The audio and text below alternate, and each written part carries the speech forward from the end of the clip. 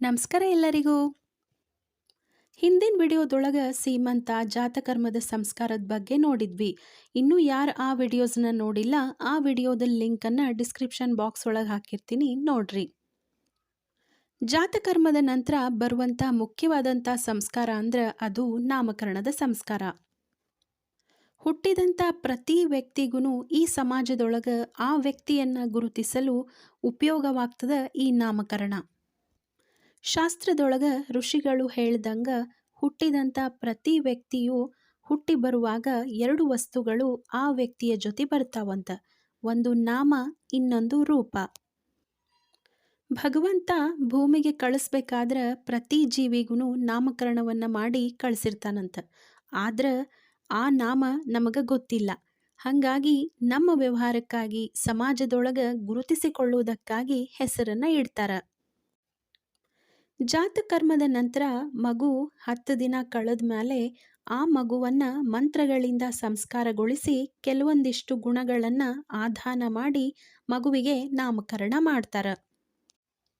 ನಾಮಕರಣ ಅನ್ನೋದು ಒಬ್ಬ ವ್ಯಕ್ತಿಯ ಜೀವನದೊಳಗೆ ಬಹಳ ಮಹತ್ವವಾದಂಥ ಪಾತ್ರವನ್ನು ವಹಿಸ್ತದೆ. ಶಾಸ್ತ್ರದ ಪ್ರಕಾರ ಹಂಗ ಪರಂಪರೆಯಿಂದ ನಾವು ನೋಡ್ಕೋತ ಬಂದಿದ್ದೇನೆಂದ್ರೆ ಹುಟ್ಟಿದಂಥ ಪ್ರತಿ ಮಗುವಿಗೂ ದೇವರ ಹೆಸರನ್ನ ಇಡುವುದು ಉತ್ತಮ ಅಂತ ಹೇಳ್ತಾರ. ಕಾರಣ ದೇವರ ಆಶೀರ್ವಾದ ಸಿಗ್ತದ, ದೇವರ ನಾಮಸ್ಮರಣೆ ಮಾಡಿದಂಥ ಪುಣ್ಯ ಬರ್ತದ. ಅದ್ರ ಜೊತೆಗೆ ದೇವರ ಯಾವ ಹೆಸರನ್ನ ಇಡ್ತೀವೋ ಆ ದೇವರ ಅಥವಾ ದೇವತೆಗಳ ಗುಣಗಳು ಹೆಸರಿಟ್ಟಿರುವಂಥ ಮಗುವಿಗೆ ಸಂಕ್ರಮಣವಾಗ್ತದ. ಇದರಿಂದ ಮಗು ಆರೋಗ್ಯಕರವಾಗ್ತದ ಅಂತ ಹೇಳ್ತಾರ. ಈ ಆಚರಣೆ ಇವತ್ತು ನೆನೆದಲ್ಲ, ಪ್ರಾಚೀನ ಕಾಲದಿಂದಲೂ ನಡ್ಕೊಂಡು ಬಂದಿರುವಂತಹ ಪದ್ಧತಿ ಇದು. ಮಕ್ಕಳಿಗೆ ದೇವರ ಹೆಸರನ್ನ ಇಟ್ಟಾಗ ದಿನಾ ಮನೆಯೊಳಗ ಮಕ್ಕಳನ್ನ ಕರೆದಾಗ ದೇವರ ಹೆಸರನ್ನ ನಮ್ಮ ಬಾಯಿಂದ ಹೇಳ್ತೀವಿ. ಇದರಿಂದ ದೇವರ ಪಾರಾಯಣನೂ ಆಗ್ತದ. ಇದಕ್ಕೆ ಸಾಕ್ಷಿ ಅನ್ನೋ ಹಂಗ ಭಾಗವತದೊಳಗೆ ಬರುವಂತಹ ಅಜಾಮಿಳನ ಕಥೆ ನಮಗ ದೇವರ ಹೆಸರಿನ ಮಹತ್ವವನ್ನು ತಿಳಿಸ್ತದ. ಈ ನಾಮಕರಣ ಸಂಸ್ಕಾರ ಮಾಡಲಿಕ್ಕೆ ಒಂದು ಒಳ್ಳೆ ಮುಹೂರ್ತವನ್ನು ತೆಗೆಸ್ತಾರ. ನಾಮಕರಣ ದಿನ ಮುಂಜಾನೆ ಮಗುವಿನ ತಂದೆ ಏನೂ ತಿಂದಿರಂಗಿಲ್ಲ, ಉಪವಾಸದಿಂದ ಈ ಸಂಸ್ಕಾರವನ್ನು ಮಗುವಿಗೆ ಕೊಡಬೇಕು. ಆದ್ರೆ ತಾಯಿ ಹಂಗಲ್ಲ, ಬಾಣಂತಿ ಇರ್ತಾಳೆ, ಹಾಗಾಗಿ ಆಕಿ ಏನಾದರೂ ತಿನ್ಬೋದು. ಮಗುವಿಗೋಸ್ಕರ ತಾಯಿ ಸ್ವಲ್ಪ ಏನಾದರೂ ತಿಂದಿರ್ತಾರ. ಆದ್ರೆ ಮುಸ್ರಿ ಪದಾರ್ಥವನ್ನು ತಿಂದಿರುವುದಿಲ್ಲ, ಅನ್ನ ಚಪಾತಿ ಈ ಥರ ಪದಾರ್ಥಗಳನ್ನು ತಿಂದಿರುವುದಿಲ್ಲ. ಇನ್ನು ಈ ನಾಮಕರಣದ ಸಂಸ್ಕಾರ ಮಾಡಿಸ್ಲಿಕ್ಕೆ ಪುರೋಹಿತರು ಬಂದಿರ್ತಾರೆ. ಇನ್ನು ನಾಮಕರಣದ ಸಂಸ್ಕಾರದ ದಿನ ಆಚಮನ, ಪುಣ್ಯವಾಚನೆ, ನಾಂದಿ ಇದರಿಂದ ನಾಮಕರಣದ ಸಂಸ್ಕಾರ ಶುರುವಾಗ್ತದೆ. ಆಮೇಲೆ ಒಂದು ಬೆಳ್ಳಿ ತಟ್ಟಿ ಒಳಗೆ ಅಕ್ಕಿಯನ್ನು ಹಾಕಿ ಅದರೊಳಗೆ ಚಿನ್ನದ ಕಡ್ಡಿ ಅಥವಾ ಉಂಗರದಿಂದ ಮಗುವಿಗೆ ಇಡುವಂಥ ಹೆಸರನ್ನು ಬರೀತಾರೆ. ಈ ಬರೆಯುವಂಥ ಕೆಲಸವನ್ನು ತಂದೆನೇ ಮಾಡಬೇಕು. ಇನ್ನು ನಮ್ಮ ಮನೆಯೊಳಗೆ ಬೆಳ್ಳಿ ತಟ್ಟಿ ಇಲ್ಲ ಅಥವಾ ಚಿನ್ನದ ಉಂಗುರನೂ ಇಲ್ಲ ಅಂತಂದ್ರೆ ಒಂದು ಮರದ ಮಣಿ ತಗೊಂಡು ಆ ಮಣಿ ಮೇಲೆ ಅಕ್ಕಿ ಹಾಕಿ ಅರಿಶಿಣದ ಕೊಂಬಿನಿಂದ ಬರೆಸ್ತಾರೆ. ಮುಖ್ಯವಾಗಿ ಇಲ್ಲಿ ಚಿನ್ನ ಬೆಳ್ಳಿ ಅನ್ನೋಕ್ಕಿಂತ ಮಗುವಿಗೆ ಸಂಸ್ಕಾರ ಕೊಡೋದು ಮುಖ್ಯ. ಈ ನಾಮಕರಣದ ಸಂಸ್ಕಾರದೊಳಗೆ ಮುಖ್ಯವಾಗಿ 4 ಹೆಸರುಗಳನ್ನು ಇಡಬೇಕಂತ ಹೇಳ್ತಾರೆ.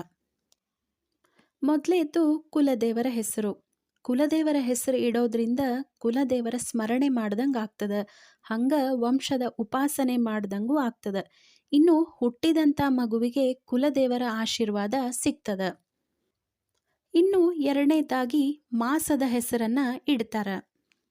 ಮಾಸದ ಹೆಸರು ಅಂದ್ರೆ ಪ್ರತಿಯೊಂದು ಮಾಸಕ್ಕೂ ಒಂದೊಂದು ದೇವರ ನಾಮಗಳು ಇರ್ತಾವ. ಅಂದ್ರೆ ಭಗವಂತನ ಒಂದೊಂದು ಸ್ವರೂಪ. ಹಾಗಾಗಿ ಮಾಸದ ಹೆಸರನ್ನು ಇಡ್ತಾರೆ. ಅಂದರೆ ಮಗು ಯಾವ ಮಾಸದಲ್ಲಿ ಹುಟ್ಟಿರ್ತದೋ ಆ ಮಾಸದ ನೇಮನ್ನು ಇಡ್ತಾರೆ. ಇನ್ನು ಮೂರನೇದಾಗಿ ನಕ್ಷತ್ರ ನಾಮ. ಈ ನಕ್ಷತ್ರ ನಾಮವನ್ನು ಸಾಮಾನ್ಯವಾಗಿ ಗುಪ್ತನಾಮ ಅಂಥೇಳಿ ಕರೀತಾರೆ. ಇದನ್ನು ಜಾತಕವನ್ನು ಅಂದರೆ ಮಗುವಿನ ಜಾತಕವನ್ನು ನೋಡಿ ಪುರೋಹಿತರು ಈ ಹೆಸರನ್ನು ಹೇಳಿರ್ತಾರೆ. ಇನ್ನು ನಾಲ್ಕನೇದಂದ್ರೆ ವ್ಯಾವಹಾರಿಕ ನಾಮ. ಈ ವ್ಯಾವಹಾರಿಕ ನಾಮ ಅಂದ್ರೆ ಯಾವ ಹೆಸರಿನಿಂದ ಮಗು ಮಗುವನ್ನ ಎಲ್ಲರೂ ಗುರುತಿಸ್ಬೇಕಲ್ಲ, ಆ ಹೆಸರಿಗೆನ ವ್ಯಾವಹಾರಿಕ ನಾಮ ಅಂತ ಹೇಳಿ ಕರೀತಾರ. ಇನ್ನೊಂದೇನಂದ್ರ ಗಂಡು ಮಗು ಹುಟ್ಟಿದ್ರ ಸಮ ಸಂಖ್ಯೆಯ ಅಕ್ಷರಗಳಿರ್ಬೇಕು ಮತ್ತು ಹೆಣ್ಣು ಮಗು ಹುಟ್ಟಿದ್ರ ಬೆಸ ಸಂಖ್ಯೆಯ ಅಕ್ಷರಗಳು ಮತ್ತು ದೀರ್ಘಾಕ್ಷರಗಳಿಂದ ಕೊನೆಯಾಗಿರ್ಬೇಕು ಅಂತ ಹೆಸರನ್ನು ಇಡಬೇಕು ಅಂತ ಹೇಳಿ ಹೇಳ್ತಾರ. ಬಂದಿರುವಂಥ ಪುರೋಹಿತರು ಈ 4 ಹೆಸರಿನ ಮಹತ್ವವನ್ನ ಫಸ್ಟ್ ತಂದೆಗೆ ಹೇಳ್ತಾರ. ಆಮೇಲೆ ತಟ್ಟೆ ಒಳಗ ಅಂದ್ರೆ ಬೆಳ್ಳಿ ತಟ್ಟೆ ಒಳಗ ಒಂದೊಂದನ್ನ ಹೆಸರು ಬರೀಲಿಕ್ಕೆ ಹೇಳ್ತಾರ. ಕುಲದೇವರ ಹೆಸರು, ಮಾಸದ ಹೆಸರು, ನಕ್ಷತ್ರದ ನಾಮ, ಆಮೇಲೆ ಕರೆಯುವಂಥ ಹೆಸರು, ಹಿಂಗ ಎಲ್ಲವನ್ನ ಬರೆಸ್ತಾರ. 4 ಹೆಸರುಗಳನ್ನ ಬರೆದಾದ್ಮೇಲೆ ಆ ಹೆಸರಿನ ನಾಮದೇವರುಗಳನ್ನ ಆಹ್ವಾನ ಮಾಡ್ತಾರ. ಆಮೇಲೆ ಆ 4 ಹೆಸರುಗಳನ್ನ ಉಚ್ಚಾರಣೆ ಮಾಡ್ತಾರ. ಆಮೇಲೆ ನಾಮಕರಣ ಸಂಸ್ಕಾರಕ್ಕೆ ಬಂದಿರುವಂತಹ ಹಿರಿಯರು, ಗುರುಗಳು, ಆಚಾರು ಏನೇನಿರ್ತಾರಲ್ಲ ಅವರಿಗೆಲ್ಲಾನು ದಕ್ಷಿಣೆ, ತಾಂಬೂಲ, ಫಲಗಳನ್ನ ಕೊಟ್ಟು ತಂದೆ ಆಶೀರ್ವಾದವನ್ನ ಮಾಡ್ತಾರ. ಈಗ ಮಗುವಿನ ತಂದೆ ತಾಯಿ ಹೋಮಕುಂಡದ ಮುಂದೆ ಕೂತಿರ್ತಾರ ಮತ್ತು ತಾಯಿಯ ತೊಡಿ ಮೇಲೆ ಮಗುವನ್ನ ಮಲಗಿಸಿರ್ತಾರ. ಮಗುವಿನ ತಂದೆ ಬಂದಿರುವಂತಹ ಗುರು ಹಿರಿಯರು, ಆಚಾರು ಎಲ್ಲರಿಂದ ಆಶೀರ್ವಾದವನ್ನ ತಗೊಂಡು ಕೊನೆಗೆ ದೇವರ ಆಶೀರ್ವಾದವನ್ನ ತಗೊಂಡು ಅಗ್ನಿಯ ಒಂದು ಸ್ಮರಣೆ ಮಾಡಿಕೊಂಡು ಆ ಮಗುವಿನ ಬಲ ಕಿವಿಯೊಳಗ ಈ 4 ಹೆಸರುಗಳನ್ನ ಒಂದೊಂದಾಗಿ ಹೇಳ್ಕೊತ ಹೋಗ್ತಾರ. ಕುಲದೇವರ ಹೆಸರು, ಮಾಸದ ಅಧಿಪತಿಯಾದಂಥ ಭಗವಂತನ ಹೆಸರು, ನಕ್ಷತ್ರದ ನಾಮ, ಆಮೇಲೆ ವ್ಯಾವಹಾರಿಕ ನಾಮವನ್ನ 3 ಬಾರಿ ಬಲಕಿವಿ ಒಳಗ ಹೇಳಿಸ್ತಾರ. ಮಗು ಆಗ ಸಣ್ಣದಿರ್ತದ. ಆಮೇಲೆ ನಮಸ್ಕಾರ ಮಾಡುವಂಥ ವಯಸ್ಸಲ್ಲ ಆವಾಗ. ಹಾಗಾಗಿ ಮಗುವಿನ ಪರವಾಗಿ ಆಚಾರಿಗೆ ಬಂದಿರುವಂಥ ಗುರು ಹಿರಿಯರಿಗೆಲ್ಲ ತಂದೆನ ನಮಸ್ಕಾರ ಮಾಡ್ತಾರ. ಮಗುವಿನ ತಂದೆ ಬಂದಿರುವಂತಹ ಗುರು ಹಿರಿಯರಿಗೆ, ಪುರೋಹಿತರಿಗೆ ನಮಸ್ಕಾರವನ್ನ ಮಾಡೋದ್ರ ಜೊತೆಗೆ ಆ ಮಗುವಿಗೆ ಇಟ್ಟಿರುವಂತಹ ಈ ಹೆಸರು, ನಾವೇನಿಟ್ವಲ್ಲ ಈ ಮಗುವಿಗೆ ಈ ಹೆಸರು ಸುಸ್ಥಿರವಾಗಿ ಉಳಿಲಿ ಈ ಭೂಮಿ ಮ್ಯಾಲೆ ಅಂಥೇಳಿ ಆಶೀರ್ವಾದವನ್ನ ಮಾಡ್ರಿ ಅಂಥೇಳಿ ತಂದೆ ಆದವರು ಕೇಳ್ತಾರ.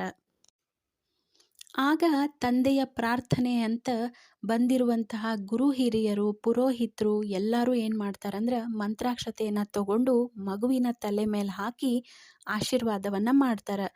ಈ ಮಗು ಚಿರಂಜೀವಿ ಆಗಲಿ, ಆಯುಷ್ಯವಂತನಾಗಲಿ, ಆರೋಗ್ಯವಂತನಾಗಲಿ, ಅದೇ ಥರ ಈ ಹೆಸರು ಈಗೇನು ಇಟ್ಟಿರುವಂಥ ಹೆಸರು ಸುಸ್ಥಿರವಾಗಿ ಈ ಭೂಮಿ ಮೇಲೆ ಉಳಿಲಿ ಅಂಥೇಳಿ ಆಶೀರ್ವಾದವನ್ನ ಮಾಡ್ತಾರ.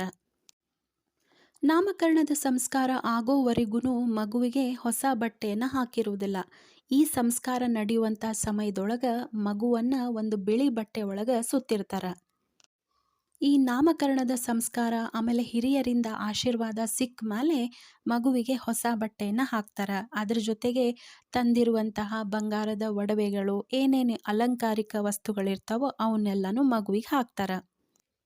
ಈ ನಾಮಕರಣದ ಸಂಸ್ಕಾರ ಆದಮೇಲೆ ಮಗುವಿಗೆ ಹೊಸ ಬಟ್ಟೆ ಎಲ್ಲ ಹಾಕಿದಾದ್ಮೇಲೆ ಅಪ್ಪ, ಅಮ್ಮ, ಮಗು 3 ಜನಕ್ಕೂ ಬಂದಿರುವಂಥ ಹಿರಿ ಮುತ್ತೈದೆಯರೆಲ್ಲರೂ ಕುಂಕುಮ ಹಚ್ಚಿ ಏನೇನು ಆಯರಿ ತಂದಿರ್ತಾರಲ್ಲ ಅದನ್ನೆಲ್ಲ ಕೊಟ್ಟು ಆರತಿಯನ್ನ ಮಾಡ್ತಾರ. ಹಿಂಗ ಮಗುವಿನ ನಾಮಕರಣದ ಸಂಸ್ಕಾರವನ್ನ ತಂದೆಯಾದವರು ಕೊಡ್ತಾರ. ಇಷ್ಟೆಲ್ಲ ಹೇಳಿದ ಮೇಲೆ ನಮ್ಮ ಮಗಳಿಗೆ ಯಾವ ಹೆಸರಿಟ್ವಿ ಅಂಥೇಳಿ ಹೇಳ್ತೀನಿ. ನಮ್ಮ ಮಗಳಿಗೆ ನಾವು ಶಾಂಭವಿ ಅಂಥೇಳಿ ಹೆಸರಿಟ್ವಿ. ಯಾಕಂದ್ರೆ ಆಕಿ ಶುಕ್ರವಾರ ಹುಟ್ಟಿದ್ಲು. ಮುಖ್ಯವಾಗಿ ನಮ್ಮ ಮನೆ ಕುಲದೇವತೆ ಬಾದಾಮಿ ಬನಶಂಕರಿ. ಹಾಗಾಗಿ ಬನಶಂಕರಿಯ ಸ್ವರೂಪನೇ ನಮ್ಮ ಮನೆಗೆ ಬಂದದಂತ ಹೇಳಿ ನಾವು ಆಕಿಗೆ ಶಾಂಭವಿ ಅಂಥೇಳಿ ಹೆಸರಿಟ್ವಿ. ಜಾತಕರ್ಮದ ಸಂಸ್ಕಾರ ಮಗುವಿಗೆ ಆಗಿಲ್ಲ ಅಂತಂದ್ರೆ ನಾಮಕರಣ ಸಂಸ್ಕಾರಕ್ಕಿಂತ ಮೊದಲೇಕನ ಪುರೋಹಿತರು ಹೇಳ್ತಾರೆ, ಒಂದು ಸಾಣಿಕಲ್ ಮೇಲೆ ಜೇನುತುಪ್ಪ ಮತ್ತು ತುಪ್ಪವನ್ನು ಹಾಕಿ ಚಿನ್ನದ ಉಂಗುರದಿಂದ ಅದನ್ನು ತೀಡಿ ಅದನ್ನು ತಂದೆಯಾದವರು ಸ್ವಲ್ಪ ಕೈಯೊಳಗೆ ತಗೊಂಡು ಮಗುವಿನ ಬಾಯಿಗೆ ಹಚ್ಚುತ್ತಾರೆ. ಇದು ಜಾತಕರ್ಮದ ಸಂಸ್ಕಾರ. 9 ತಿಂಗಳು ಮಗುವನ್ನು ತನ್ನ ಗರ್ಭದೊಳಗಿಟ್ಕೊಂಡು ಭೂಮಿಗೆ ತರುವವಳು ತಾಯಿ ಆದ್ರೆ ಹುಟ್ಟಿದಂಥ ಮಗುವಿಗೆ ಉತ್ತಮವಾದಂಥ ಸಂಸ್ಕಾರವನ್ನು ಕೊಡೋದು ತಂದೆ. ಹಾಗಾಗಿ ಒಂದು ಮಗುವಿನ ಜೀವನದೊಳಗೆ ತಂದೆ ತಾಯಿಯ ಪಾತ್ರ ಬಹಳ ಮುಖ್ಯವಾದದ್ದು. ಇದು ನಮ್ಮ ಮಗಳ ನಾಮಕರಣದ ಸಂಸ್ಕಾರ. ಹೆಂಗನ್ನಿಸ್ತು? ನಾಮಕರಣದ ಸಂಸ್ಕಾರ ಆದಮೇಲೆ ತೊಟ್ಟಿಲೊಳಗೆ ಹಾಕಿದ್ವಿ. ಅದನ್ನು ಮುಂದಿನ ವಿಡಿಯೋದೊಳಗೆ ತೋರಿಸ್ತೀನಿ, ಯಾಕಂದ್ರೆ ವಿಡಿಯೋ ಭಾಳ ಲೆಂತಿ ಆಗ್ತದೆ. ಈ ವಿಡಿಯೋ ಇಷ್ಟ ಆಗಿತ್ತಂದ್ರೆ ನಮ್ಮ ವಿಡಿಯೋನ ಲೈಕ್ ಮಾಡಿರಿ. ಹಂಗೆ ನಿಮ್ಮ ಫ್ರೆಂಡ್ಸ್ ಆ್ಯಂಡ್ ಫ್ಯಾಮಿಲಿ ಮೆಂಬರ್ಸಿಗೂ ಈ ವಿಡಿಯೋನ ಶೇರ್ ಮಾಡಿರಿ. ಮುಖ್ಯವಾಗಿ ನಮ್ಮ ಚಾನಲ್ನ ಸಬ್ಸ್ಕ್ರೈಬ್ ಮಾಡಿಕೊಂಡು ನೋಡ್ರಿ. ನಿಮ್ಮ ಮಕ್ಕಳ ನಾಮಕರಣದ ಸಂಸ್ಕಾರ ಹೆಂಗಾಯಿತು ಅನ್ನೋದನ್ನು ಕಮೆಂಟ್ ಮಾಡೋ ಮೂಲಕ ನಮಗೂ ತಿಳಿಸ್ರಿ, ನಾವು ನೋಡ್ತೀವಿ. ತೊಟ್ಟಿಲ್ ಜೊತೆ ಮತ್ತೆ ಬರ್ತೀನಿ. Thank you.